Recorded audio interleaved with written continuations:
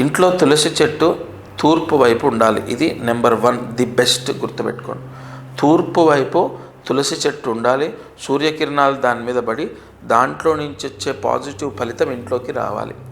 అయితే తూర్పు ద్వారం ఉన్న వాళ్లకు తూర్పు వైపు ఉండాలి. అయితే దక్షిణ ద్వారం ఉన్న వాళ్లకు దక్షిణ ద్వారం ఎంట్రన్స్ ఉంది, మరి తూర్పు ఉండదు. ఉదాహరణ, ఒక అపార్ట్మెంట్లో ఉన్నారు, సౌత్ ఎంట్రన్స్ ఉంది, తూర్పు ఉండదు. తూర్పు వైపు బాల్కనీలో ఉంటే అటు పెట్టుకోవాలి. సరే, అది కాదండి, మరి పశ్చిమం ఎంట్రన్స్ ఉంది కదా, పశ్చిమం ఎంట్రన్స్ ఉంటే ఇంటి వెనక తూర్పు అవుతుంది, ఇంటి వెనక పెట్టాలి.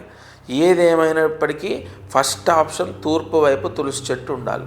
తూర్పు మధ్యమం, అటు ఆగ్నేయం కాదు, ఇటు ఈశాన్యం కాదు, తూర్పు వైపు ఉండడం పరమ యోగము, పరమ విశేషము.